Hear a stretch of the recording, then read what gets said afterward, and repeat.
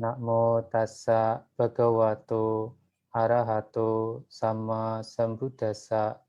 Namo tassa bhagavato arahato sama sambuddhassa. Namo tassa bhagavato arahato sama sambuddhassa. Ya, semoga kita semua selalu dalam keadaan sehat dan bahagia. Satu, satu, satu. Ya, baik. Ini pertama kali saya hadir di Kusala Dhamma ya, di Pusdiklat di Kusala Dhamma, dan pada saat itu memang Pak Anton yang memberikan kesempatan yang baik, jadi kita bisa bersama-sama berdiskusi tentang Dhamma. Dan pada saat itu tema yang terpikirkan ya memang mengingat sekarang Indonesia walaupun kita masih berada di tengah-tengah pandemi ya, tapi kita sudah minimal memasuki sebuah babak baru yang mungkin jadi secercah udara segar ya. Ini untuk seluruh umat juga di Indonesia, di dunia ya, yang terdampak juga oleh COVID-19, yaitu sekarang sudah mulainya dilaksanakan vaksinasi COVID-19. Nah, jadi dengan hal itu juga saya akan coba kaitkan bagaimana hubungannya dengan vaksinasi batin kita ya. Jadi sebenarnya sebelum kita masuk ke tema utama, ketika kita bicara mengenai COVID-19 itu sendiri, ini sangat banyak sekali hal-hal positif sesungguhnya yang muncul dari pandemi yang global ini ya. Walaupun pandemi global ini sudah berlangsung selama 1 tahun lebih ya, namun dalam rentang waktu itu ternyata juga memunculkan banyak hal-hal positif yang akhirnya menjadi perenungan kita sebagai manusia. Nah, salah satu nanti juga akan kita jadikan bahan diskusi, jadi bagaimana sebenarnya batin itu sangat-sangat perlu untuk diberikan vaksin atau imunisasinya, seperti itu ya. Mengapa demikian? Ya dari COVID-19 itu sudah banyak sekali ditunjukkan bahwa batin kita itu benar-benar tidak murni atau banyak sekali kotornya ya. Bahkan dulu di awal-awal munculnya COVID-19 ada beberapa gangguan-gangguan yang sifatnya juga gangguan batin, misalnya tentang psikosomatis dan lain sebagainya. Nah, itu yang menunjukkan batin ini sebenarnya sangat istilahnya itu bahaya jika kita tidak mulai segera melatihnya ya. Nah, belum lagi misalnya ketika era WFH di mana pemerintah memberlakukan awalnya dulu PSBB, beberapa negara melaksanakan lockdown ya. Jadi kita dituntut untuk tinggal di rumah ya. Jadi disuruh tinggal di rumah, tidak ngapa-ngapain, itu jadi masalah buat batin ya. Sama halnya ketika kita sedang praktek meditasi ya. Padahal praktek meditasi itu kan kita duduk kemudian kita melakukan meditasi, tidak berupa pekerjaan yang menguras tenaga secara fisik. Tapi nyatanya kita belum banyak yang bisa juga melakukan meditasi dengan baik. Ya, jadi itu juga beberapa hal yang berkaitan dengan batin. Baik, kalau gitu saya mulai dengan share screen-nya dulu ya. Ya, baik. Jadi sekilas saya juga mencoba melihat definisi dari vaksinasi ya, walaupun ya memang saya kaitkan itu dengan konteks yang nanti akan kita tentukan ya. Karena kalau melihat beberapa konteks dari definisi vaksinasi itu sendiri, ada konteks yang mungkin tidak relevan untuk kita cocokkan dengan batin itu ya, karena ada dari misalnya KBBI yang menerjemahkan vaksinasi itu kan penanaman atau memasukkan bakteri seperti itu kan. Jadi yang dimasukkan bakteri itu untuk membuat tubuh kita kebal terhadap suatu penyakit. Ya, tapi ada juga definisi lain yaitu vaksinasi itu adalah juga imunisasi. Nah, kita akan mengambil yang istilah imunisasinya. Jadi walaupun istilahnya penanaman bakteri itu tadi, tapi tujuannya itu kan untuk membuat tubuh kita ini menjadi kebal terhadap penyakit seperti itu. Nah, jadi dalam konteks itulah akan coba kita bersama-sama diskusikan, kita coba bersama-sama renungkan bagaimana sih batin itu perlu untuk kita imunisasi. Ya. Nah, selayaknya juga COVID-19, vaksinasi COVID-19 itu tidak hanya dilakukan satu kali, minimal kan dilakukan 2 kali. Jadi setelah vaksin pertama, menunggu jeda waktu berapa hari, sekitar 10 sampai 14 hari, itu tergantung rataan usianya. Kemudian pemberian vaksin kedua. Nah, batin juga perlu seperti itu. Nah, hal itu yang akan kita coba diskusikan bersama di malam hari ini ya. Oke, sebelum kita lanjut, ini ada beberapa saya fokuskan untuk topik yang akan kita sama-sama renungkan ya. Jadi memang saya pakai istilah perenungan ya. Kenapa? Karena perenungan itu sangat penting untuk dilakukan dalam hidup. Ya. Terkadang masalah dalam hidup yang kita lalui ya, itu rata-rata sebagian besar datangnya karena kita lupa untuk melihat batin, kita lupa untuk merenungi batin kita, ya sehingga yang terjadi adalah ya batin itu berjalan apa adanya. Dan nanti akan kita coba lihat karakter-karakter dari batin juga. Ya. Nah, jadi apa yang perlu kita akan diskusikan pada malam hari ini ya. Perlu tidak sih batin itu divaksinasi ya? Seberapa urgensinya itu di mana seperti itu ya. Kemudian mengapa gitu ya. Dan terakhir bagaimana cara vaksinasi batin. Nah, jadi kalau saya perhatikan salah satu yang tadi saya katakan ada hal positif yang muncul dari apa namanya global pandemi ini ya COVID-19 ini, sekarang untuk belajar dhamma itu sudah malah lebih mudah ya. Kalau kita perhatikan setiap hari itu ada saja wadah untuk kita bisa memperdalam dhamma, untuk kita bisa belajar dhamma, dan itu adalah makanan untuk batin. Itu sebenarnya juga sudah merupakan proses vaksinasi dari batin. Ya, jadi ketika Anda setiap hari bisa meluangkan waktu mengikuti Dhamma Talk pada Zoom satu atau Zoom lainnya, kemudian menambah lagi pengetahuan, karena dari pengetahuan, karena dari latihan-latihan seperti itu juga salah satu proses dari bagaimana kita menanamkan imun yang kuat dalam batin kita untuk mengatasi berbagai penyakit batin seperti itu ya. Nah, jadi saya di sini mencoba memberikan hal-hal yang mungkin akan menjadi pelengkap ya. Jadi harapannya akan menjadi pelengkap dari apa yang sudah mungkin pernah kita pelajari bersama selama ini dalam hubungannya dengan ajaran Buddha ya. Dan tentunya ini akan saya coba tunjukkan sebenarnya sekarang ini urgent sekali kita untuk segera mulai berlatih untuk membuat batin itu kebal terhadap penyakit seperti itu. Oke, saya akan mulai dengan ini. Jadi kita coba renungkan dulu ya kembali. Tentunya Anda mungkin sudah pernah belajar, sudah pernah mendengar bahwa disebutkan itu terdapat 4 jenis makhluk yang bertemu dengan sasana. Ya, ini ada juga di dalam Pugala Panyati, ada di Anggutara Nikaya, di Catuka Nipata ya. Nah, di situ kemudian diperjelas juga di kitab-kitab komentar. Jadi nanti untuk kesananya Anda bisa memperdalam sendiri. Di sini saya hanya menyampaikan esensinya saja ya. Jadi pada intinya di dalam Dhamma ini disebutkan bahwa ada 4 jenis makhluk yang bertemu dengan sasana. Ya. Nah, mengapa ini penting juga? Terkadang ada pertanyaan, bahkan ini datang dari kalangan umat Buddha ya.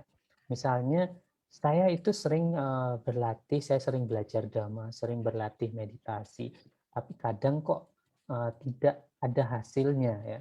Sehingga beberapa hal yang lucu, karena saya juga pengalaman beberapa kali mengikuti meditasi juga, kemudian beberapa kali turut menerjemahkan kegiatan-kegiatan meditasi yang biasanya guru meditasinya datang dari Myanmar seperti itu.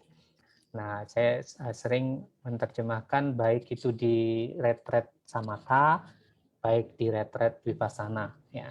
Jadi ada beberapa hal lucu yang ditanyakan oleh beberapa yogi pada saat meditasi itu. Ya. Dan satu hal yang paling lucu dan beberapa terdengar itu pasti ada saja yang bertanya begini, ada apa tidak cara instan untuk mencapai kesucian atau untuk memurnikan batin, ya. Nah, ini cukup lucu bagi maksudnya kalau kita dengar secara sepintas, ya. Tapi itulah sebenarnya salah satu sifat wajar dari batin, ya. Kita senangnya itu yang instan-instan, ya. Jadi kalau di Indonesia pun ada mie instan seperti itu kan banyak disukai oleh orang, ya. Jadi makanan yang sifatnya instan, cepat saji itu banyak disukai, ya, entah ya, makanan ini sehat atau tidak, kemudian sering mengkonsumsinya sehat atau tidak, ya bagaimanapun tetap yang namanya instan itu disukai. Nah, tapi mereka juga memberikan argumen yang patut juga direnungkan, ya. Argumennya itu bagaimana? Kalau kita melihat di zaman Buddha, khususnya di pemutaran Roda Dhamma pertama kali, ya, Dhammacakkappavattana Sutta, Buddha membabarkan Dhamma kepada Pancawagi. Ya, Pancawagi pada 5 siswa Buddha, pada 5 biku, dan pada saat itu juga silih berganti para biku tersebut bisa mencapai kesucian. Ya, tapi ada yang mencapainya dalam 1 kali pembabaran, ada yang baru mencapai di pembabaran kedua, yaitu di Anatalakkhana Sutta, dan lain sebagainya. Ya. Bahkan ada biku yang baru mencapai arahat pada usia menjelang kematiannya, seperti itu. Nah, sebenarnya mengapa bisa seperti itu? Apakah mungkin misalnya, jadi pertanyaannya Yogi dulu kayak gitu, kok enak ya? Ketika dulu siswa Buddha mendengarkan ceramah saja, mendengarkan Dhammadesana dari Buddha, sudah menjadi makhluk suci, mencapai kesucian. Sedangkan kita selama ini yang berlatih keras, mungkin ya Anda sudah sering mengikuti retret, sudah sering belajar Dhamma, tapi tidak merasakan perkembangan, misalnya seperti itu.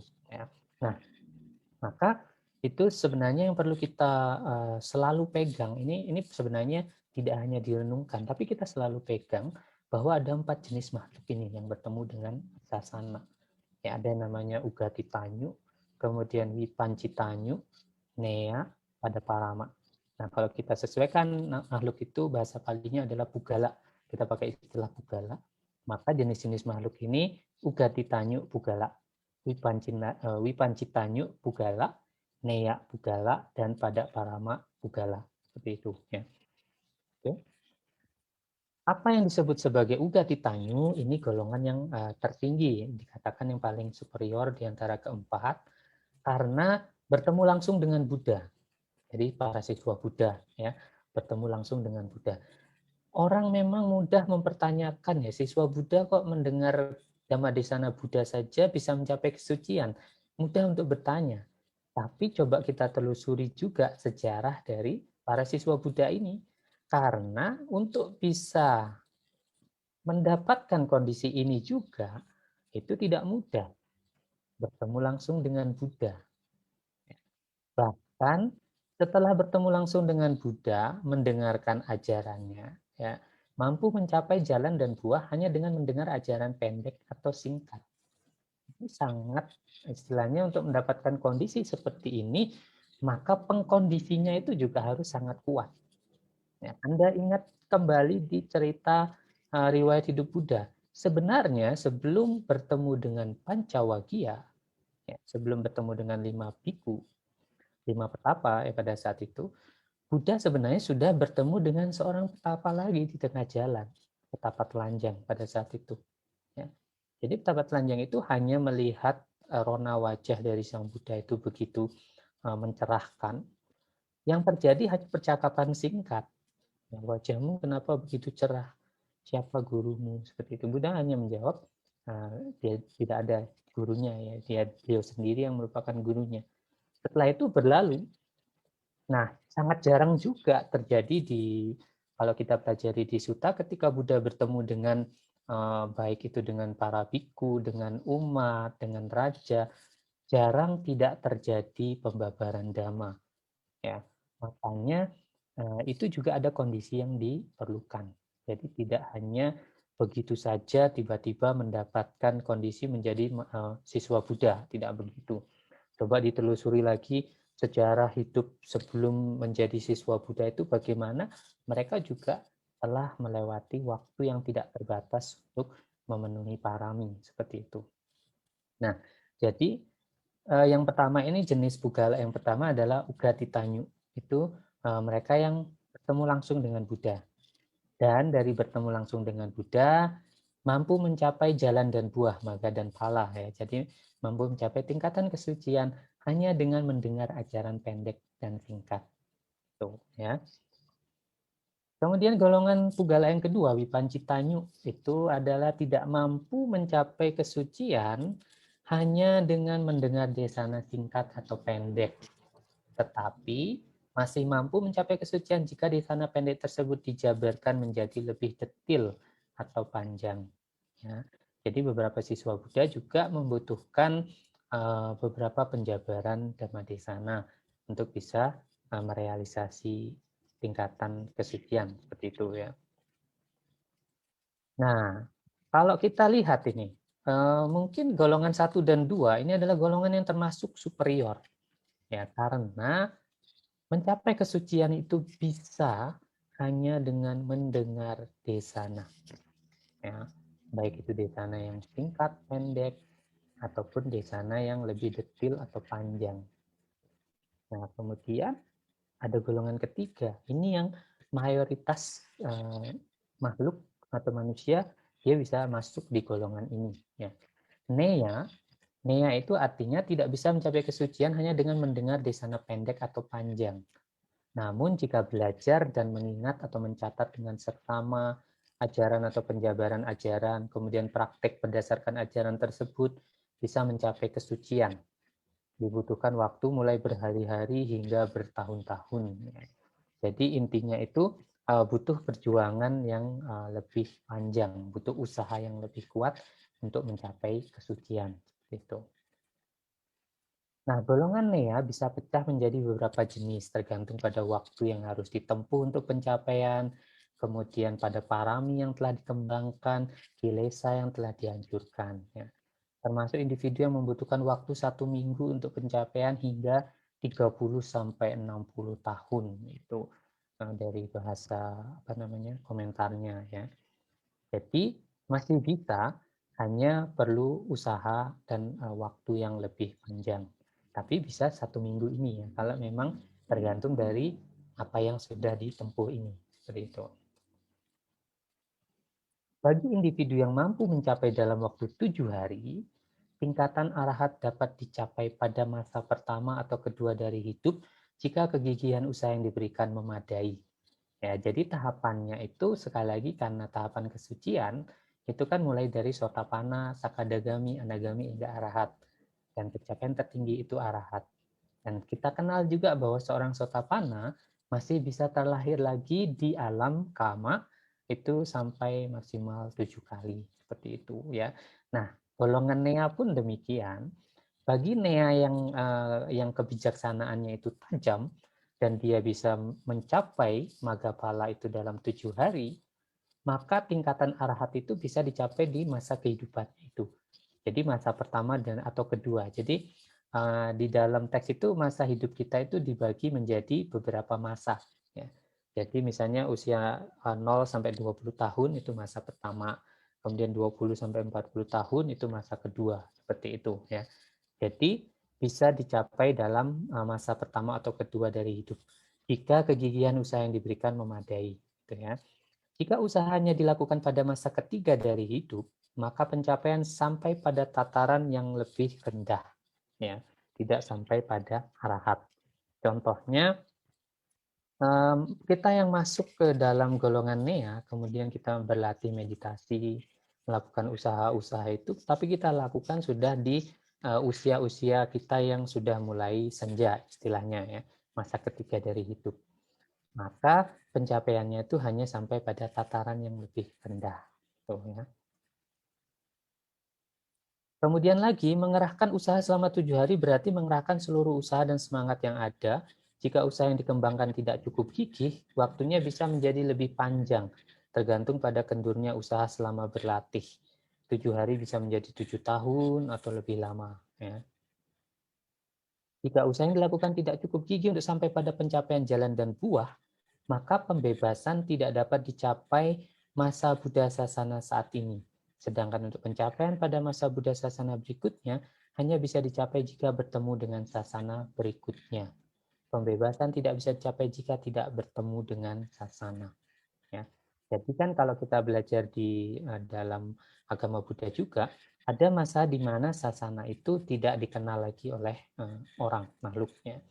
Jadi pada saat itu usia kehidupan pun bisa menurun sampai rataan 10 tahun. Ya. Jadi pada rataan usia 10 tahun, orang itu sudah tidak mengenal yang namanya Dhamma. Sasana itu sudah mulai tidak dikenal. Seperti itu. Hanya mereka yang tergolong dalam niyata wiyakarana, itu ada prediksi tentu yang dibuat oleh Buddha. Ya. Contohnya seperti yang dilakukan oleh Buddha Dipangkara terhadap petapa Sumedha. Ketika itu calon Buddha Gotama. Ya. Yang pasti akan bertemu dengan sasana dan mencapai pembebasan. Mereka yang tidak tergolong dalam niyata wiyakarana belum tentu bertemu dengan sasana dan mencapai. Kondisi sama dengan mereka yang bisa mencapai dalam waktu 15 hari atau lebih, itu penjabarannya. Nah, kemudian ini golongan keempat, ini bisa dikatakan golongan yang paling inferior, yang paling rendah. Karena individu yang termasuk dalam pada parama pugala tidak bisa mencapai jalan dan buah dalam masa hidup ini, walaupun bertemu dengan sasana dan belajar maupun berlatih dengan gigih. Yang bisa dilakukan adalah mengumpulkan kebiasaan dan potensi. Ya, jadi ada akumulasi dari paraminya, ya, kemudian potensinya itu dikembangkan. Jika individu tersebut meninggal sambil, ini maaf salah ketik ya, sambil berlatih meditasi samatha atau vipassana dan mencapai kelahiran sebagai manusia atau dewa, bisa mencapai dalam masa Buddha Sasana saat ini. Nah, ini jadi memang mengapa saya tampilkan seperti ini? Ini sebenarnya bukan untuk memunculkan pesimisme dalam batin kita. Tidak. Justru ini adalah sebagai lecutan bagi batin. Ya. Walaupun toh kita masuk ke dalam pada parama, tetapi kita tetap harus melakukan ini. Tetap harus mengakumulasi kebiasaan potensi dengan cara berlatih, belajar dhamma. Kenapa demikian? Jika walaupun kita pada parama, tapi ketika kita meninggal sambil berlatih meditasi samatha atau vipassana, dan kita bisa mencapai kelahiran sebagai manusia atau dewa, maka pencapaian kesucian masih bisa kita capai dalam masa sasana saat ini. Itu ya. Nah, kalau referensi yang sama, Buddha juga memberikan 3 jenis makhluk yang lain yang diumpamakan dengan orang sakit. Ya. Ada orang sakit yang pasti akan sembuh pada waktunya walaupun tanpa pengobatan. Ada orang sakit yang tidak akan sembuh walaupun telah menempuh berbagai pengobatan. Ada orang sakit yang akan sembuh dengan obat yang tepat, namun akan mati dengan obat yang tidak tepat. Ya. Nah, kalau kita bandingkan mereka yang tergolong niyata wiyakarana, prediksi pasti yang dibuat oleh seorang Buddha dari Buddha sebelumnya, dan mereka yang pasti mencapai pembebasan dalam hidup ini termasuk dalam golongan orang sakit yang pertama. Ya, tidak diobati pun dia akan sembuh. Kemudian para mapugala termasuk dalam golongan orang sakit kedua yang tidak bisa mencapai dalam kehidupan sekarang, namun masih bisa mencapai dalam masa sasana saat ini atau sasana mendatang. Kemudian nea, seperti pada perumpamaan orang sakit yang ketiga. Jika nea pugala tersebut mampu memahami yang baik untuknya sesuai dengan usia, menyingkirkan yang patut disingkirkan, mencari guru yang tepat, mendapat bimbingan yang benar, dan mengerahkan usaha kuat, maka akan bisa sembuh dari penyakit, yaitu bisa mencapai pembebasan. Ya, seperti itu. Nah, tapi jika melekat pada pandangan salah dan perilaku yang salah, tidak mampu menyingkirkan nafsu keinginan, jika walaupun mampu menyingkirkan nafsu keinginan, namun tidak mendapat bimbingan dari guru yang tepat, atau dapat bimbingan, dapat guru yang baik, namun tidak mengerahkan usaha yang cukup, atau sudah mengerahkan usaha yang cukup, namun tidak bisa memenuhi hingga pada usia tua, atau jika masih muda tapi mudah sakit, seseorang tidak bisa mencapai pembebasan dalam kehidupan ini, ya. Jadi contoh yang bisa digambarkan itu adalah Raja Ajatasattu. Jadi ada satu kalimat yang sangat istilahnya itu menyentuh ya ketika Buddha mengatakan jika saja Raja Ajatasattu ini tidak sampai membunuh ayahnya, maka dia bisa mencapai Maggaphala pada kehidupan itu juga. Tapi beliau sudah terlanjur membunuh ayah, yang mana itu termasuk ke dalam golongan perbuatan buruk yang berat, ya, dan tidak bisa ditawar hasilnya seperti itu. Terlepas dari berbagai jenis pugala seperti dijabarkan di atas, terdapat beberapa golongan pugala seperti halnya dengan petapa Alara dan Udaka. Ya. Ini guru dari petapa Siddhartha pada saat itu, yang walaupun telah mengembangkan parami yang cukup untuk mencapai pembebasan, namun karena terlahir dalam salah satu dari 8 alam yang tidak beruntung, tidak dapat mencapai pembebasan. Ya. Jadi ada 8 alam yang tidak beruntung. Pertama itu adalah Pacantaro, perbatasan di mana tidak memungkinkan penyebaran sasana. Ya, ya mungkin contoh misalnya negara-negara yang konflik perangnya itu tidak selesai-selesai. Nah, di perbatasan itu kan tidak mungkin diajak dibabarkan dhamma seperti itu. Kemudian Arupino, 4 alam Brahma yang non materi. Wita Linggo, seseorang dengan penyakit bawaan ya, seperti gila dan lain-lain. Kemudian alam asanya Sata, kemudian mereka yang memegang Micaditi, kelahiran diantara yang memegang pandangan salah, ya. Kemudian Peta, Tiracana, dan Niraya. Ini adalah 8 alam yang dikatakan tidak beruntung istilahnya. Ya. Oke, jadi itu adalah penjabaran dari berbagai jenis makhluk. Mengapa ini bisa berhubungan juga dengan misalnya vaksinasi batin, ya? Jadi begini, pertama-tama kita harus bisa menyadari dulu bahwa kita mungkin bukan termasuk di dalam Ugati Tanyu maupun Wipanci Tanyu Gala, ya. Karena kalau sudah Uganci Tanyu ataupun Wipanci Tanyu dengan mendengarkan itu berarti kan bertemu dengan Buddha dan mendengarkan Dhamma di sana. Nah, kita berarti sudah tidak masuk di situ. Nah, kemudian mungkin kita nea, ya. Kita nea pun kalau tidak segera mengerahkan usaha juga tidak akan bisa tercapai seperti itu. Apalagi kalau kita adalah seorang Padaparama. Nah, ini menarik juga karena ada juga pada saat istilahnya mempelajari tentang hal ini, ada umat Buddha juga yang mungkin mereka menceletuk ya. Berarti kalau begitu, kalau kita tidak bisa mencapai ya percuma dong kita latihan. Nah, itu salah satu persepsi yang harus kita buang jauh-jauh. Ya, mengapa demikian? Karena kalaupun kita digolongkan dengan orang yang sakit, bagaimanapun juga kita tidak bisa sembuh. Tapi kalau tidak berusaha diobati dulu, maka ya mungkin memang tidak akan pernah bisa disembuhkan. Ya, tapi maksud dari yang tadi orang sakit yang tidak bisa disembuhkan itu kan pada kehidupan ini. Ya. Sedangkan kita meyakini bahwa kehidupan kita sebagai manusia ataupun makhluk lain itu tidak hanya pada kehidupan ini. Bahkan kita sudah melewati berbagai kehidupan yang tidak terhitung jumlahnya ya. Dan masih akan menghadapi kehidupan yang lain selama kita belum mencapai arahat. Ya. Bahkan seorang Sotapana Sakadagami Anagami pun masih mengalami kematian. Ya, masih mengalami kematian dan masih akan terlahir kembali di alam yang lain seperti itu ya. Nah, jadi itu sebenarnya ya kalau yang namanya batin kita ya, batin kita itu memang kalau dalam teks-teks sutta memang dikatakan batin kita itu penuh dengan penyakit misalnya seperti itu ya. Bahkan ada istilah di dalam apa namanya kitab itu kan yang dikatakan Putu Jano itu kan umatako ya, orang gila sebenarnya. Kita ini sebagai umat awam itu sebenarnya dikatakan orang gila. Mengapa demikian? Ya batin kita yang penuh dengan kotoran batin itu yang membuat kita seperti orang gila.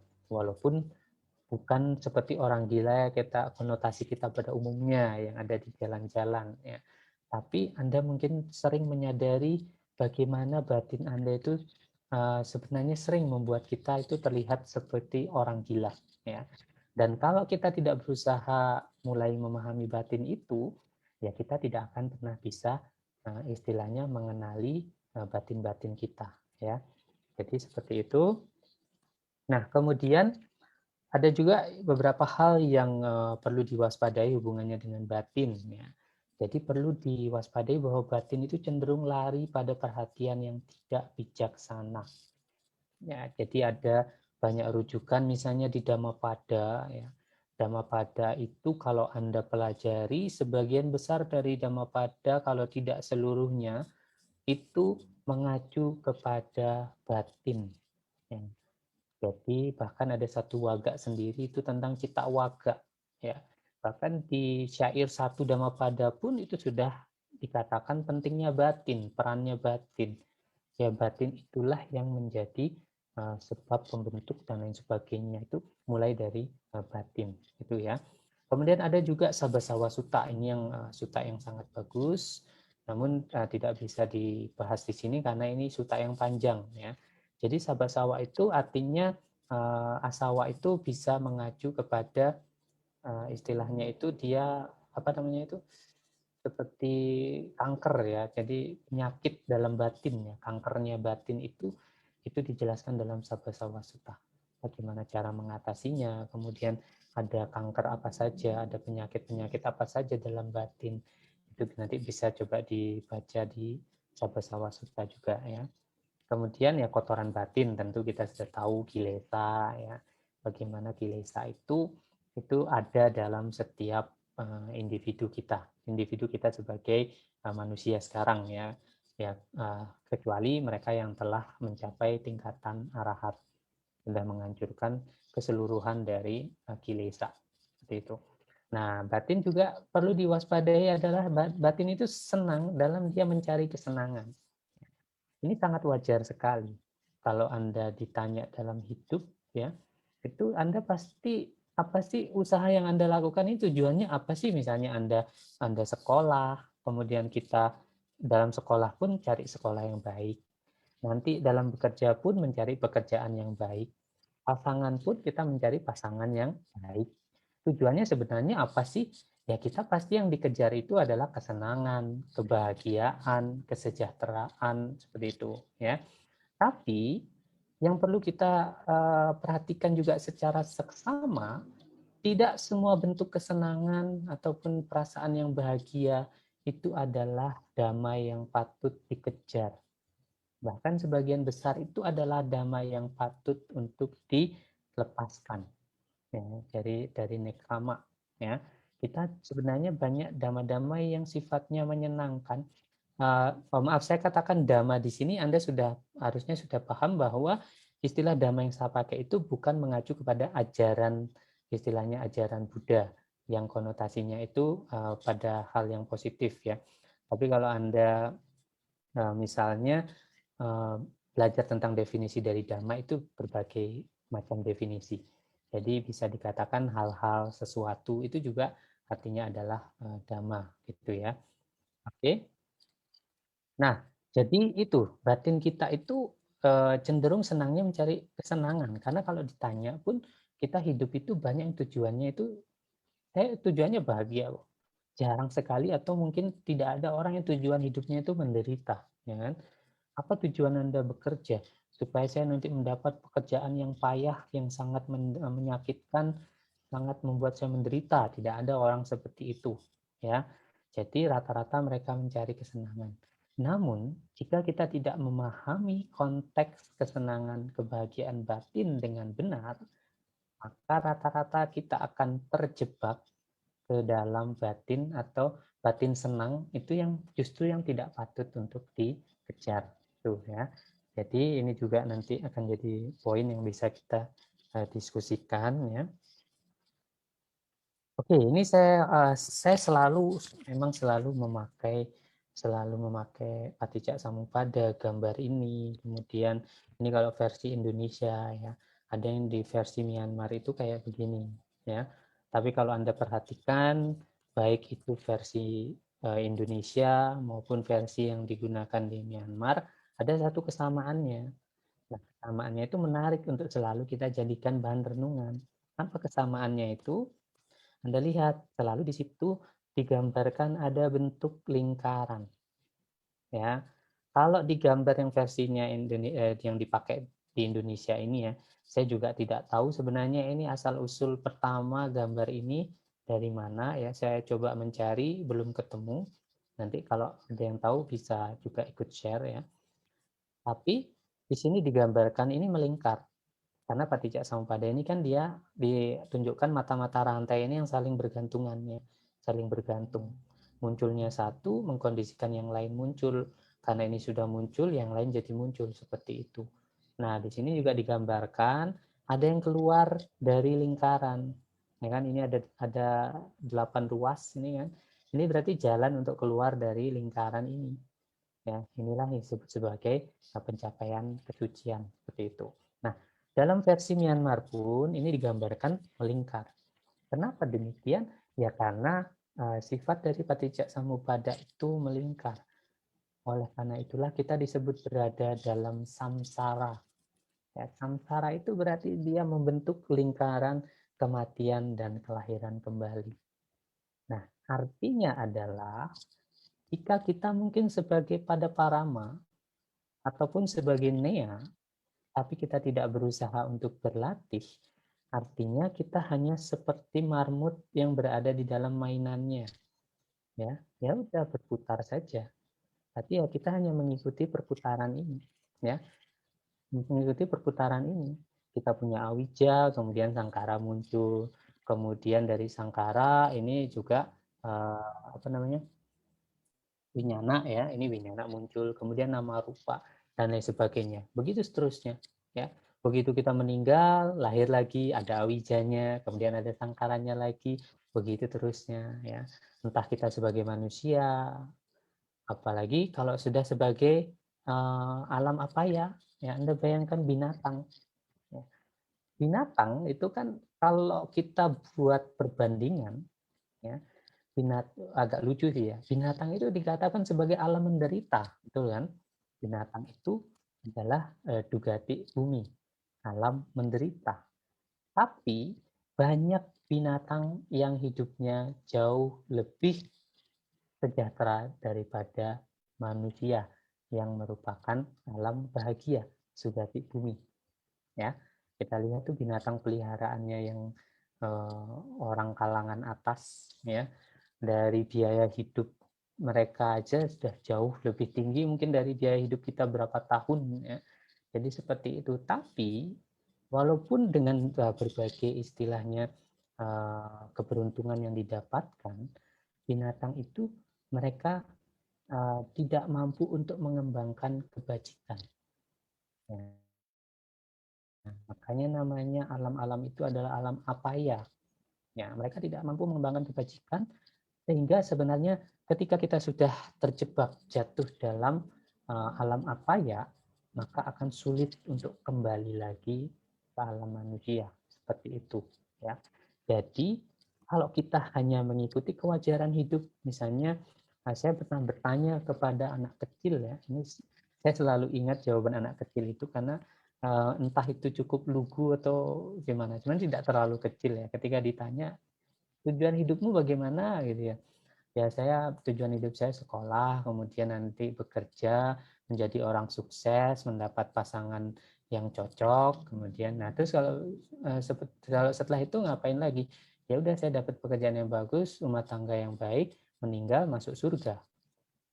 Ya, itu dijawab itu dengan seperti nada spontan gitu ya. Nah, rata-rata orang kalau ditanya pun siklus tujuan hidup mereka di situ ya. Tapi ingat, kita hidup itu kan walaupun kita mengenal yang namanya 3 utusan ya. Ada yang disebut sebagai utusan usia tua, utusan penyakit, dan utusan mati. Kita hidup itu belum tentu bertemu dengan ketiga utusan itu. Ada orang yang belum mengenal tua, sudah sakit, kemudian mati. Bahkan ada orang yang tidak mengenal tua, tidak mengenal sakit, sakit dalam hal penyakit, mati duluan. Yang pasti kan matinya, seperti itu kan. Nah, tapi yang tidak pasti ya kapannya. Apakah kita tua duluan, sakit duluan, atau mati duluan, seperti itu. Ya. Nah, jadi kalau misalnya meninggal juga dengan tanpa misalnya kita pernah belajar dhamma, mencoba mempraktekkan dhamma, maka ini yang kita lakukan adalah memutar lingkaran samsara ini itu kencang. Ya, kalau kita baca suta-suta itu sampai mendalam, itu cukup ngeri. Ngerinya itu bagaimana misalnya ada menggambarkan sesulit apa sih jadi manusia, ya itu kan digambarkan dalam suta itu.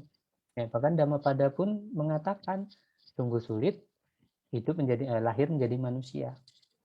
Sudah lahir jadi manusia sulit, kita jadi manusia pun hidupnya sulit. Ya, untuk bisa hidup sebagai manusia itu juga sulit. Sulit mendengar ajaran Buddha, sulit melihat kemunculan Buddha, seperti itu. Ya, jadi itu lingkarannya. Nah, kemudian ini kalau kita apa namanya kita kaitkan tadi ya. Jadi sebenarnya kita yang harus kita lakukan sebagai umat Buddha nih. Kalau misalnya kita mengatakan diri kita umat Buddha ya, sebenarnya tantangan utama dari seorang umat Buddha itu adalah kita harus bisa belajar untuk bisa mencapai jalan ini, ya, untuk keluar dari lingkaran samsara. Artinya untuk bisa keluar dari kewajaran. Saya sering memakai istilah lingkaran samsara itu adalah kewajaran. Kenapa? Kalau batin itu dibiarkan bekerja sebagaimana dia kewajarannya, maka cenderung sifat-sifat yang negatif, sifat-sifat yang tidak bajiklah yang akan muncul.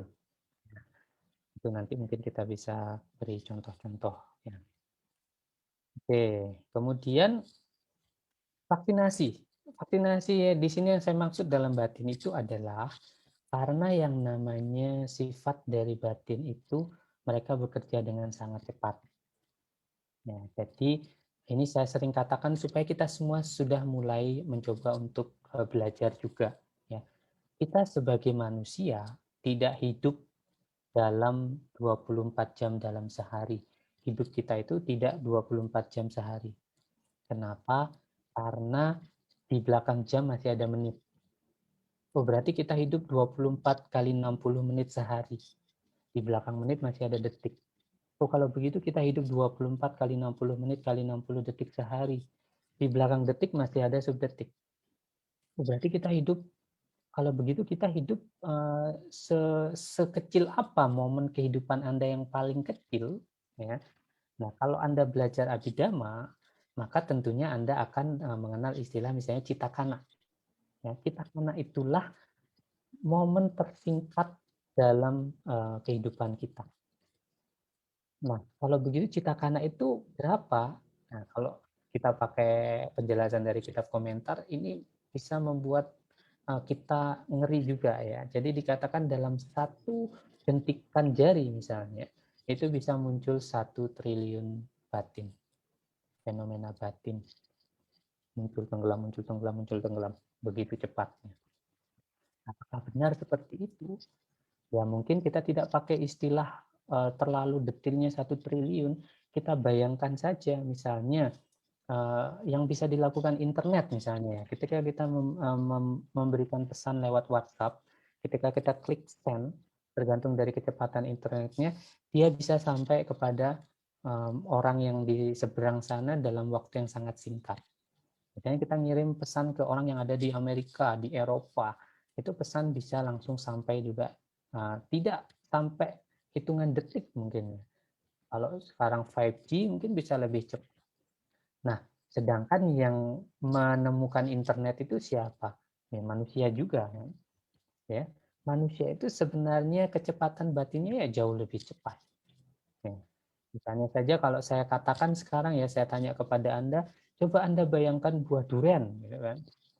Nah, Anda sudah bisa langsung membayangkan durian. Ya. Atau coba Anda bayangkan ketika masa, kalau yang kerja ya, ketika masa Anda sedang kuliah, batin bisa langsung pergi ke kampus Anda yang dulu. Atau kalau Anda yang masih kuliah, coba bayangkan ketika pada saat SMA, itu kita sudah ke gedung SMA kita. Mungkin kita masih ingat teman-teman kita dulu, padahal itu terjadi sudah bertahun-tahun. Kan ada orang yang masih ingat kenangannya ketika kecil. Padahal masa kecil itu sudah dilaluinya sekitar berapa puluh tahun yang lalu. Seperti itu. Jadi cepat ya. Dia kalau kita kaitkan dengan objek ya, batin itu punya objek yang sangat luas. Ya, bahkan tidak hanya masa lampau, masa kini, masa akan datang, bahkan sampai nibana ya. Bahkan juga bisa istilahnya itu objek itu bisa datang secara internal, eksternal ya. Jadi objek dari batin itu sangat luas sekali ya.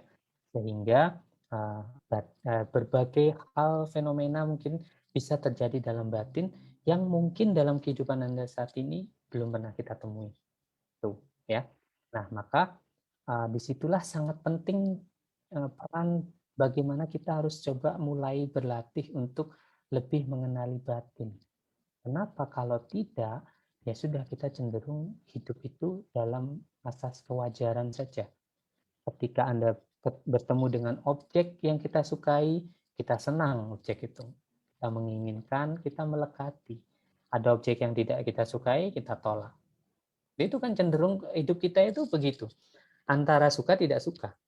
Menemui hal yang kita sukai, kita akan mengejar ke sana. Menemui hal yang tidak kita sukai, kita akan mencoba lari dari hal yang tidak kita sukai. Dan kalaupun kita harus menghadapi hal yang tidak kita sukai, pasti menderita. Ya, batin itu pasti menderita, tidak menjadi bahagia. Ya, begitu seterusnya. Ya. Nah, kalau begitu dalam hidup itu bagaimana? Apakah tidak boleh bahagia? Apakah tidak boleh menderita? Bukan, bukan begitu. Ya. Jadi Dhamma tidak mengajarkan ketika Anda bahagia jangan senang, tidak begitu. Ketika menderita jangan sakit, tidak begitu. Tapi bagaimana kita bisa menempatkan batin itu tetap tenang.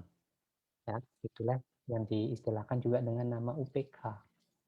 Ketika UPK itu mengacu kepada keseimbangan batin yang berlandaskan pada kebijaksanaan, maka seseorang ini sudah bisa menempatkan batinnya di tengah.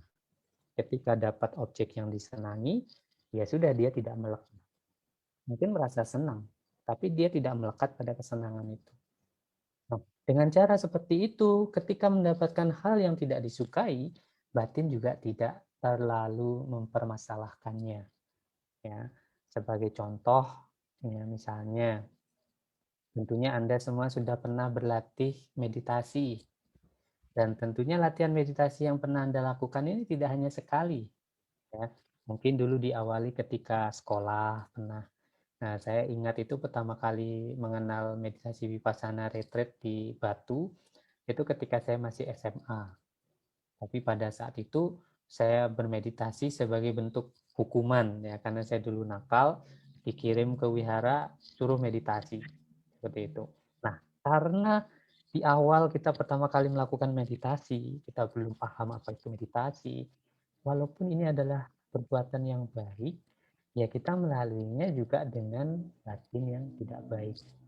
Kita pasti merasa tidak senang. Pertama kali meditasi duduk 15 menit atau 5 menit saja itu sudah kesemutan mulai terasa. Ya. Tapi semakin perlahan kita sudah sering berlatih meditasi.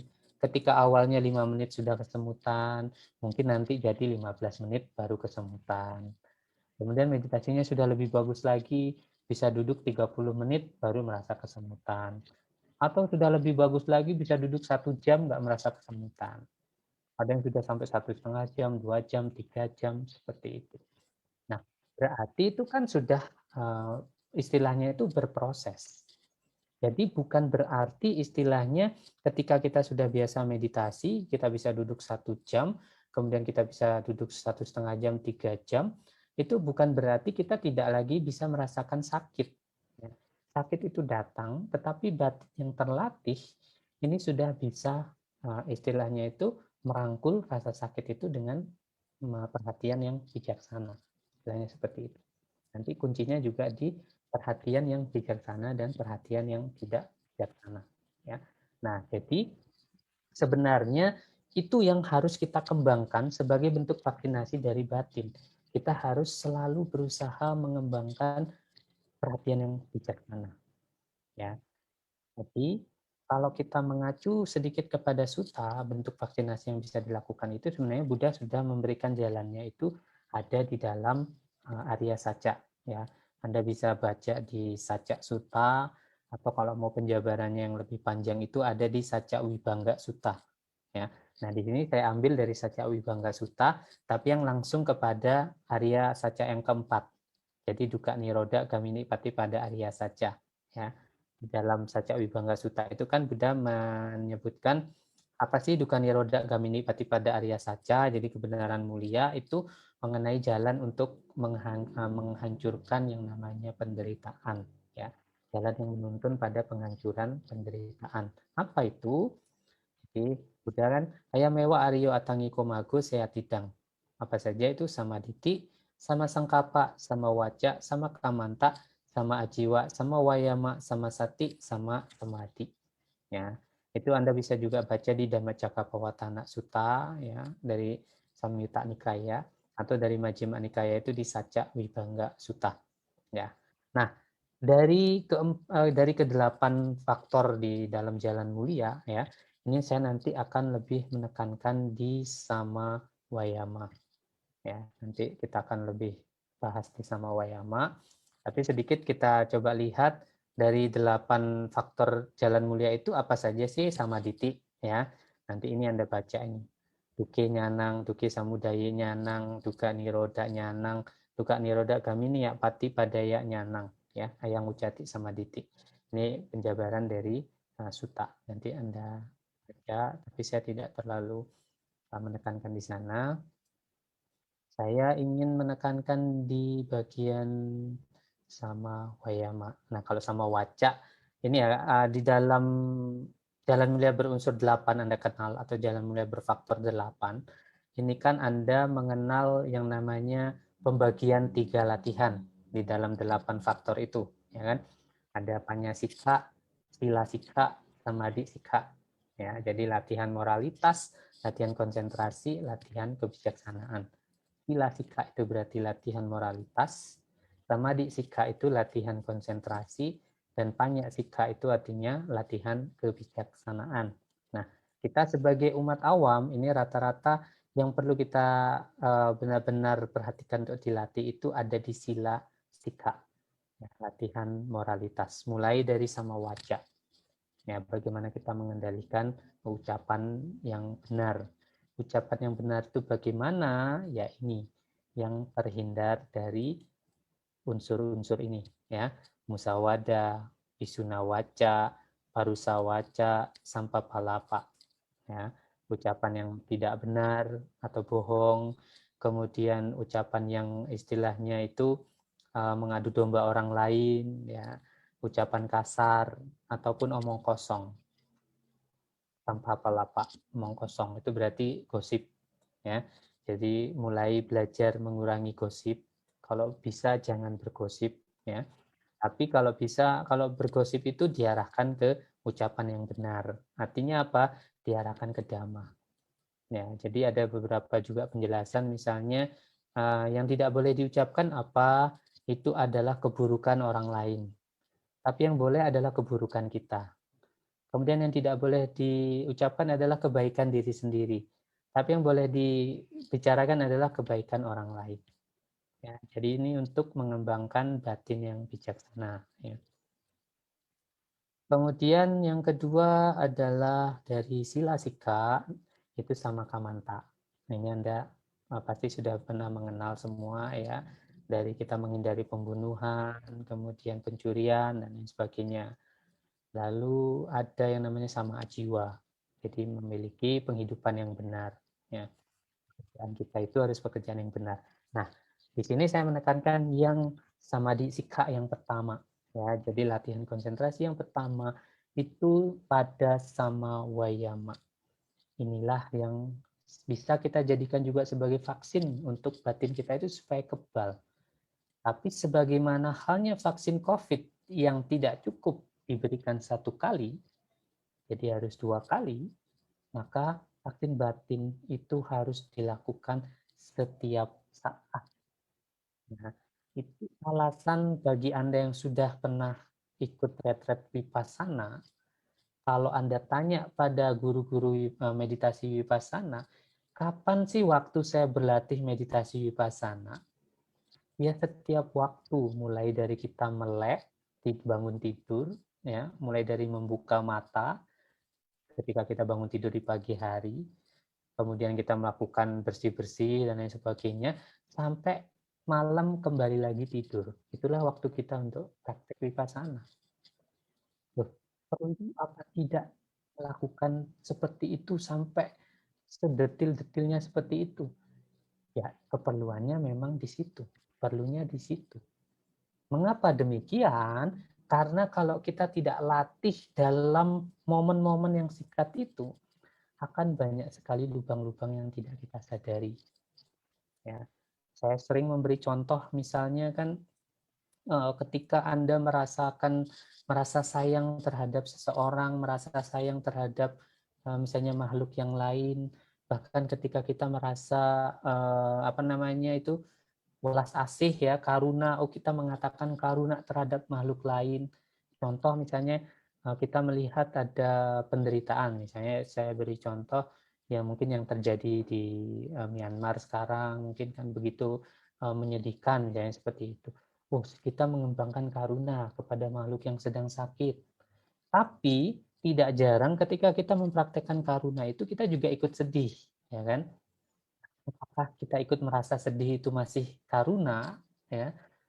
Karena kalau karuna itu kan Brahma Wihara, dia pasti masuknya itu ke ranah yang kusala, yang baik, yang positif. Apakah mungkin membuat kita sedih, membuat kita itu tidak nyaman, membuat kita menderita? Tidak, ya.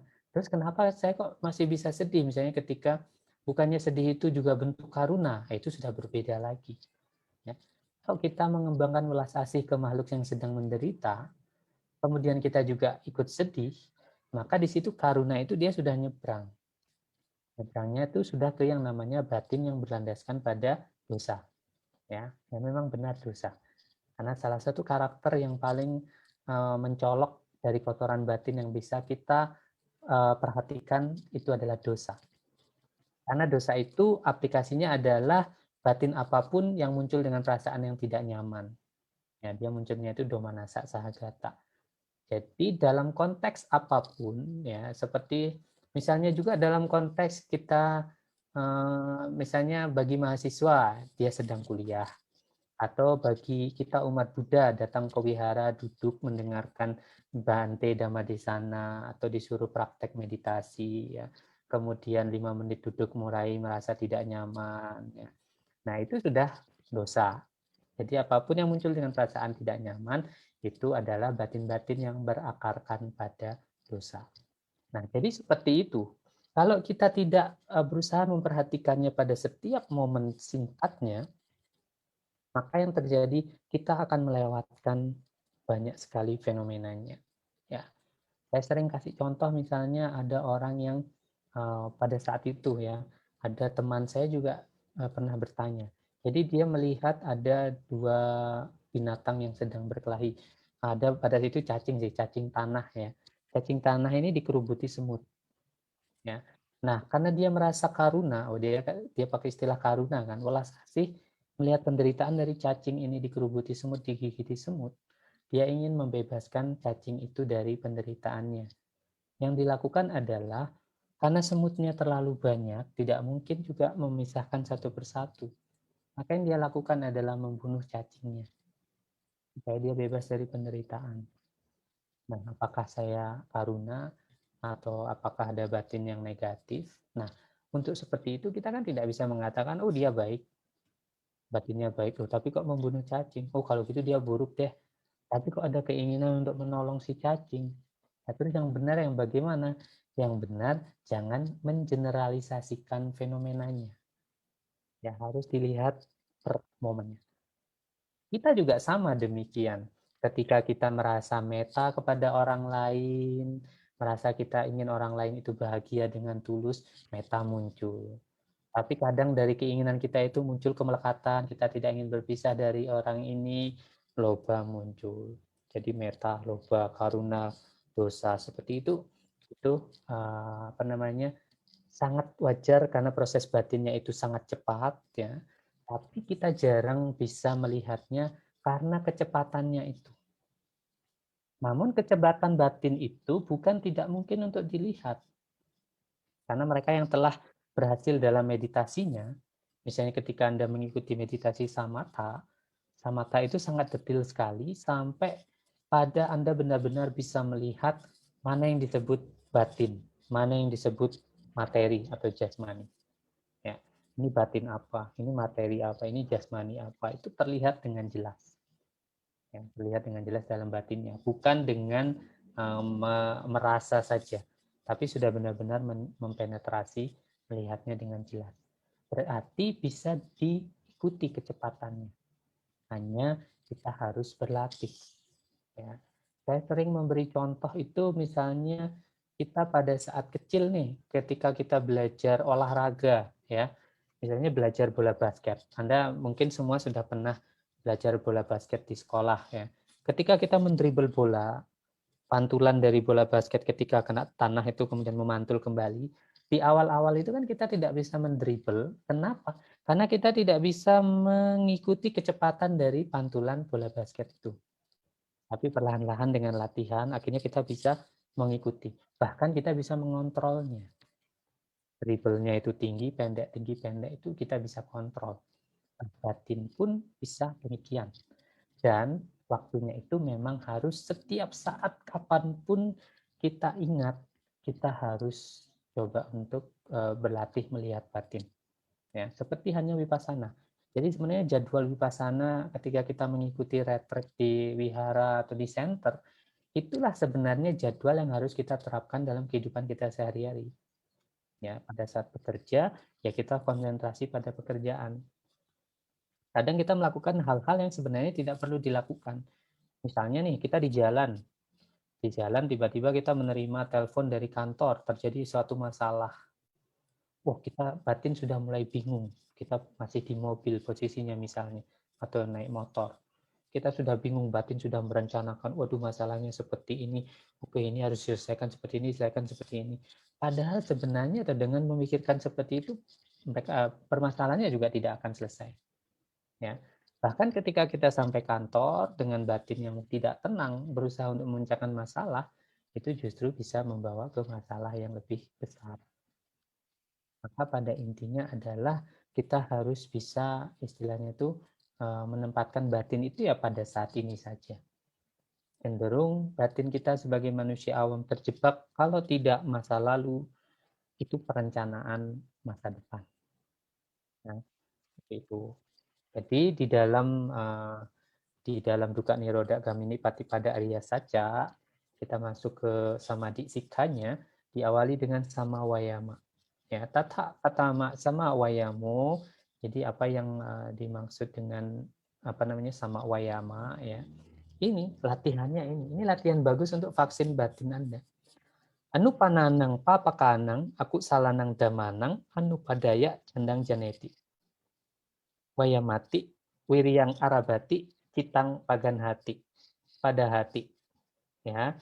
Jadi upananang pahanaya anu pananang kusalanang damanang upadaya upananang kusalanang damanang titiya asamusaya biobawaya webulaya bawanaya paripuriya candang janeti wayamati wiriyang arabati citang pagan hati pada hati ayang wujati sama wayamu.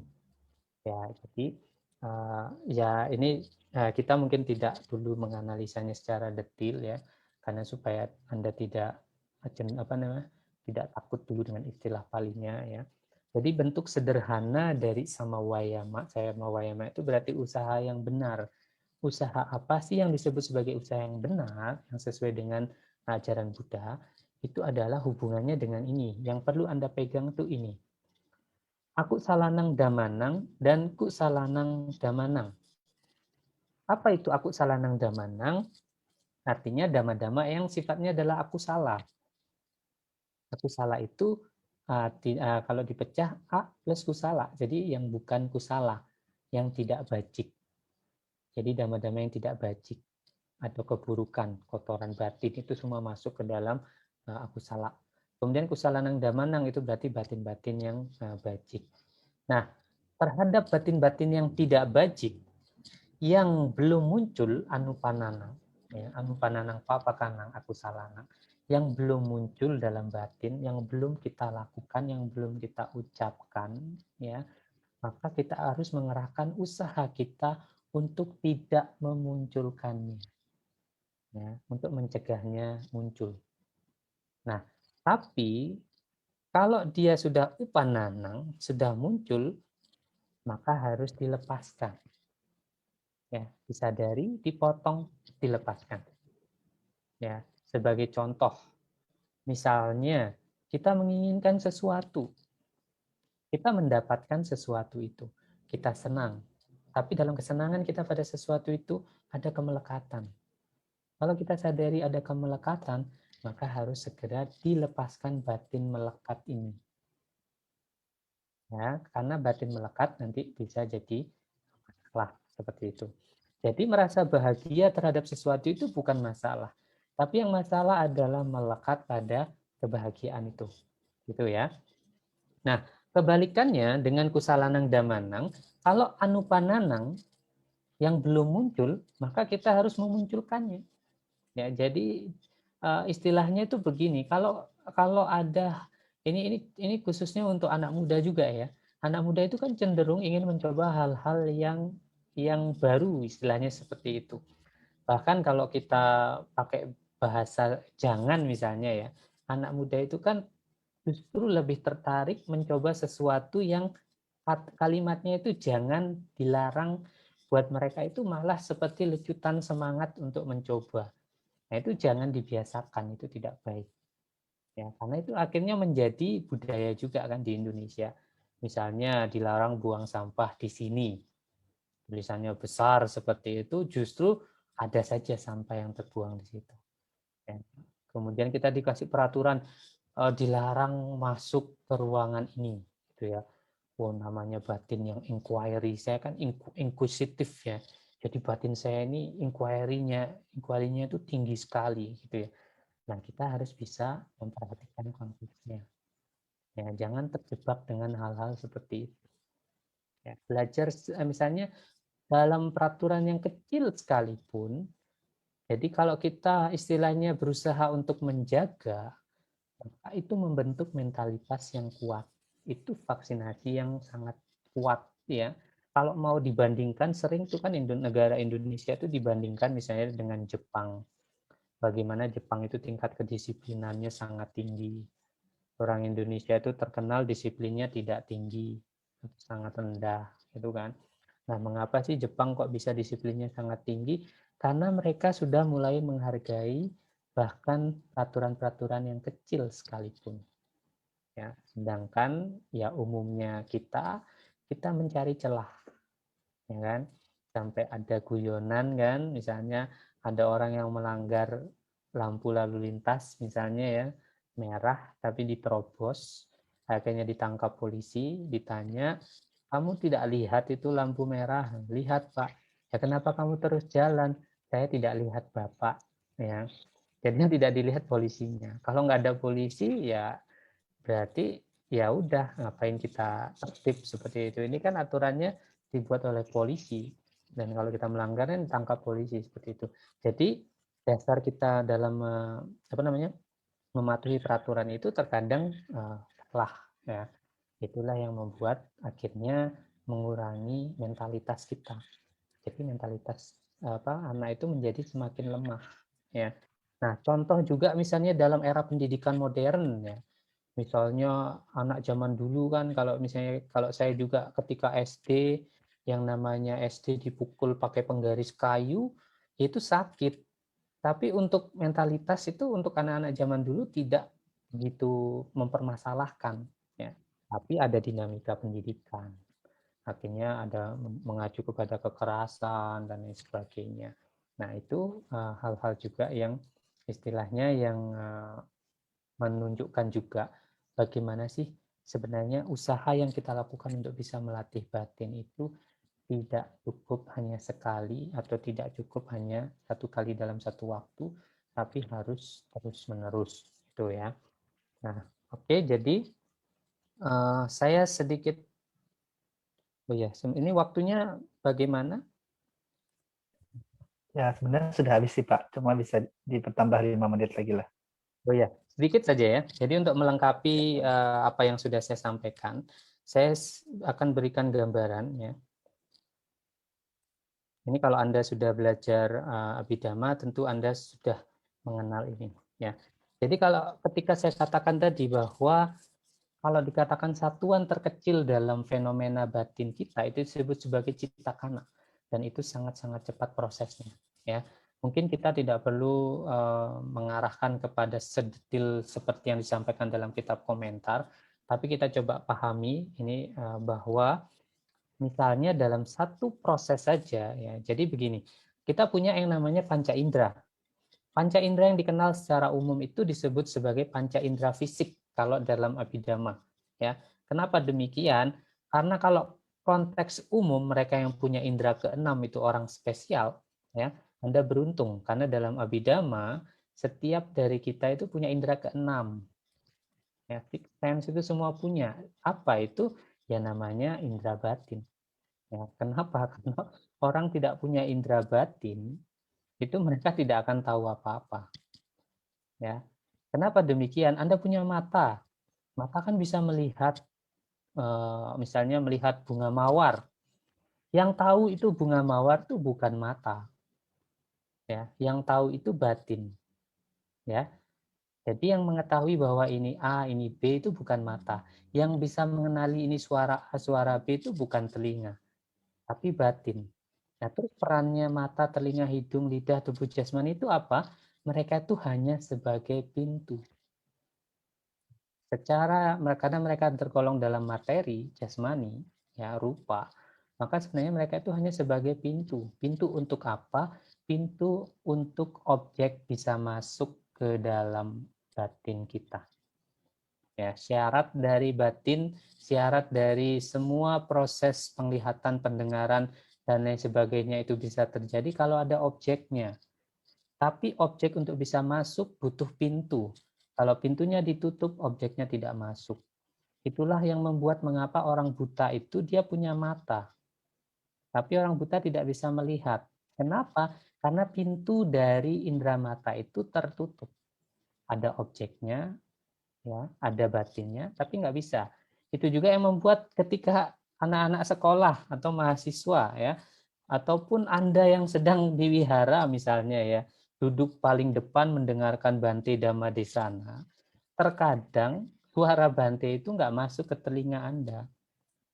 Walaupun mungkin Bantenya sudah pakai mic ya, ceramah damanya itu kenceng ya, kadang ada saja suara Bante nggak masuk semua. Kenapa? Karena pintunya itu, ya walaupun pintunya terbuka ya, telinga kita bagus kan. Ada syarat yang lain, yaitu perhatian, batin sekali lagi. Walaupun kita duduk di depan mendengarkan Bante ceramah, anak sekolah duduk di depan mendengarkan gurunya ngajar, kalau perhatiannya dia sedang tidak pada telinganya, maka sebesar apapun objek suara yang masuk melalui pintu telinga tidak berbuah pada proses pendengaran. Mata juga demikian ya. Anda duduk di depan tuh mendengarin Bante, tapi batin Anda melamun, oh saya sudah lapar, nanti makan siangnya apa ya, atau waduh saya ada janji dengan teman saya nanti nonton. Bante mau sebesar apa, mau ngapain di depan mata Anda yang sedang terbuka pun tidak akan terlihat seperti itu ya.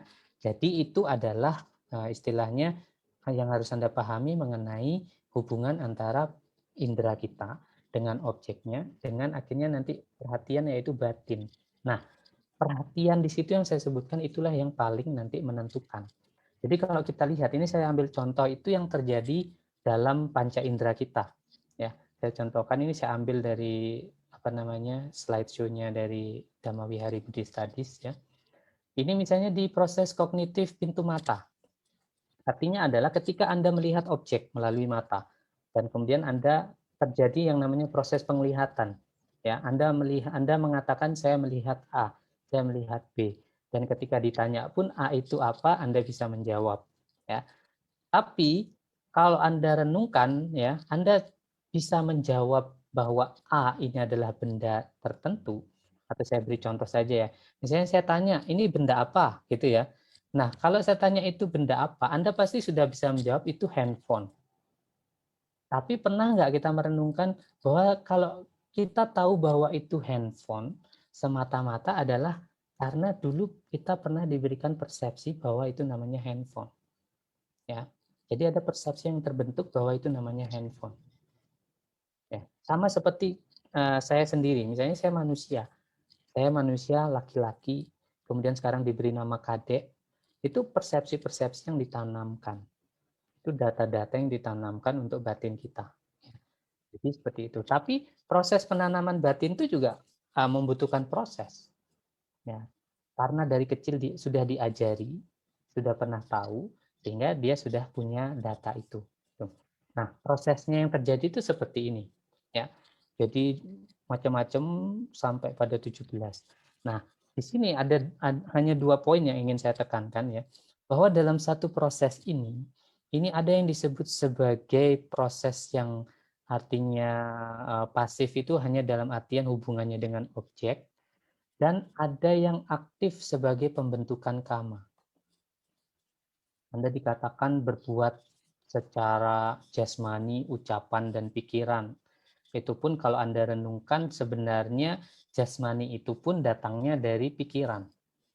Ya, tidak ada perbuatan jasmani yang tidak dari pikiran. Ucapan pun demikian, itu dari hasil juga dari pikiran, seperti itu ya. Nah, segala bentuk kama, segala bentuk perbuatan itu kalau dalam proses kognitif dari sebuah batin, maka dia terjadinya di sini ya, di jawana namanya. Di momen jawana inilah kama Anda terbentuk. Di momen jawana inilah Anda berbuat kama, istilahnya seperti itu. Nah, di sisanya ini adalah proses pemasakannya. Ya, jadi yang namanya ini di nomor 4 ini proses di mana objek itu sudah bisa masuk pintu.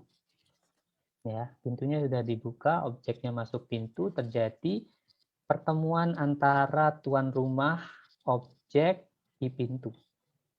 Ya, maka terjadilah penglihatan. Jadi objek itu sebelum dia bisa masuk pintu, kan harus ada prosesnya dulu nih, jalan ke pintu kan.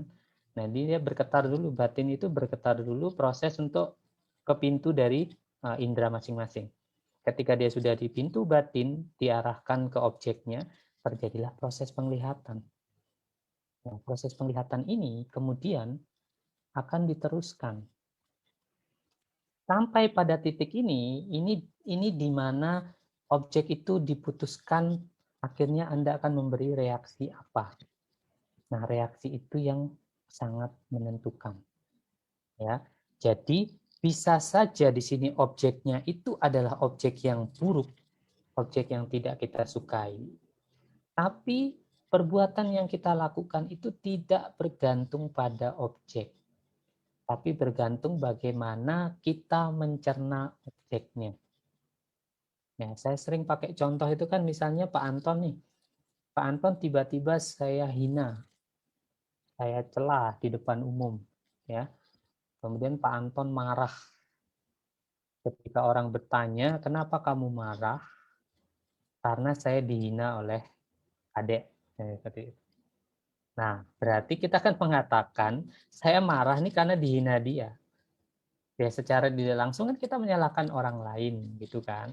Padahal sesungguhnya itu salah besar. Ya, kita nggak boleh seperti itu. Itu artinya kita nggak bertanggung jawab. Bertanggung jawabnya bagaimana? Suara hinaan itu, dia hanya sebagai objek nih di sini. Ya, kemudian dia masuk pintu telinga kan, suara hinaannya ya, masuk pintu telinga, diterima oleh kesadaran diterima oleh telinga, kemudian terjadi kesadaran mendengar ya, kesadaran telinga, kemudian diterima oleh batin, diinvestigasi, diputuskan bahwa itu adalah objek yang tidak menyenangkan. Ini hinaan, ini menyakiti saya, sehingga memutuskan reaksi yang diberikan adalah marah.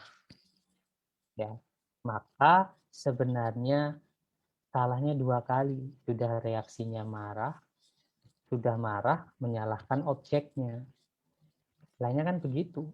Nah, yang benar bagaimana? Ya, yang benar Anda marah karena hinaan orang lain, itu karena Anda memutuskan untuk marah terhadap hinaan itu. Ya kan? Kalau Anda memutuskan sebaliknya, ya tidak akan terjadi kemarahan. Ya. Itu sebabnya mengapa perselisihan itu bisa menjadi semakin besar. Kenapa? Karena dari satu objek yang negatif, reaksi yang diberikan itu negatif. Reaksi yang Anda berikan akan menjadi objek yang baru untuk orang lain. Nah, dari objek yang orang lain terima ini, dia juga akan memberikan reaksi. Maka itulah kenapa dikatakan bahwa kebencian itu tidak akan selesai jika dibalas dengan kebencian. Nah, mengapa demikian? Sudah objeknya negatif, istilahnya kalau kita hubungkan negatif positif ya, sudah objeknya negatif, kita memutuskan memberikan reaksi negatif. Reaksi negatif yang kita berikan jadi objek baru untuk orang lain. Dia nerima objek negatif, orang lain ini juga memberikan reaksi yang negatif. Ya, maka tidak akan pernah selesai.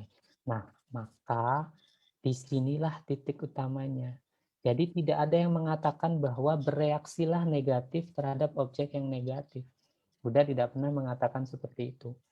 Ya, bahkan tantangannya adalah bagaimana Anda bisa memberikan reaksi yang tidak negatif, berarti reaksi yang positif, bahkan terhadap objek yang tidak baik. Ya, karena ada juga hubungan, walaupun objeknya baik, reaksi yang diberikan juga negatif, ada juga. Ya, contoh, misalnya Buddha Rupang. Kalau Buddha Rupang itu dikategorikan sebagai objek yang baik, ya karena itu Buddha Rupang kan kita menggambarkan sosok seorang Buddha. Tapi tidak semua orang senang melihat Buddha Rupang. Ada yang benci, kemudian ada yang tidak istilahnya menghormati, atau bahkan ada yang apa namanya melecehkan, ya ada beberapa kasus kan itu. Nah, jadi seperti itu. Bahkan ketika kita kuwihara sekalipun, ya ikut dhammadesana, ikut chanting, ikut meditasi, itu kan objek-objek yang baik. Tidak selalu kita bisa mengembangkan reaksi yang baik. Ya. Nah, jadi latihannya di situ. Ketika Anda menerima berbagai objek, Anda bayangkan ya, sebenarnya yang terjadi dalam hidup bandingannya dengan ketika meditasi ya, batin itu senang sekali dibuat sibuk. Itu salah satu ciri utama batin. Dia nggak suka tenang ya, dia nggak suka ketenangan. Ya, batin itu nggak suka ketenangan. Makanya banyak orang yang cenderung bosan ketika dia disuruh tenang. Ya, ketika dia tidak menghadapi banyak objek, itu malah dia nggak tenang. Karena batinnya itu sifatnya itu dia lompat seperti monyet. Ya, dia itu senang lompat sana lompat sini. Nah, Anda bayangkan saja kalau misalnya kita hidup, ya anggap saja 24 jam dalam sehari lah ya. Kita tidak perlu ambil yang detik, menit, subdetik, nggak usah lah. Kita coba 24 jam sehari saja kita hidup. Anda bayangkan 24 jam sehari berarti kita melek, kalau kita kurangi waktu tidur, anggap saja 8 jam. Ya, berarti kita hidup itu dengan terbuka, dengan melek, itu 16 jam. Artinya 16 jam itu pintu mata terbuka, pintu telinga terbuka, pintu hidung terbuka, pintu lidah terbuka, pintu tubuh jasmani terbuka.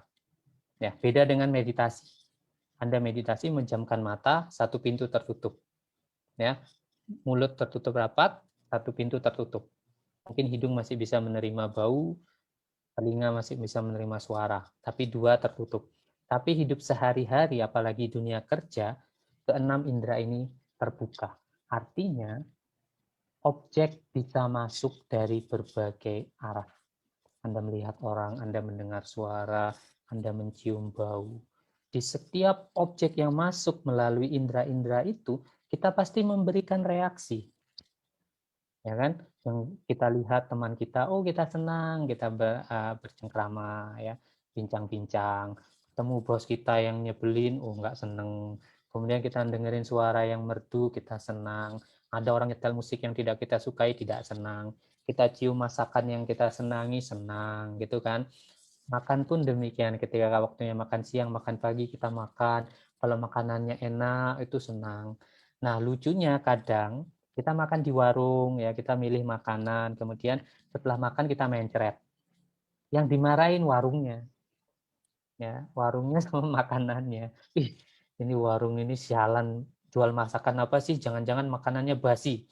Sudah kita mutusin makan di sana, sudah kita yang makan, kemudian ketika kita sakit perut, yang kita salahin warungnya, yang kita salahin makanannya.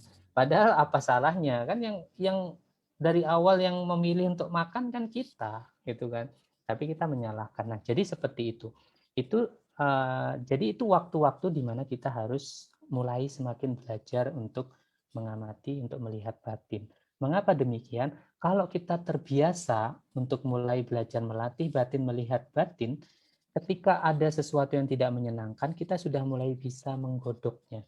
Kita sudah mulai bisa mencerna dengan lebih baik, sehingga nanti reaksi yang akan kita berikan itu reaksi yang lebih bijaksana, lebih positif.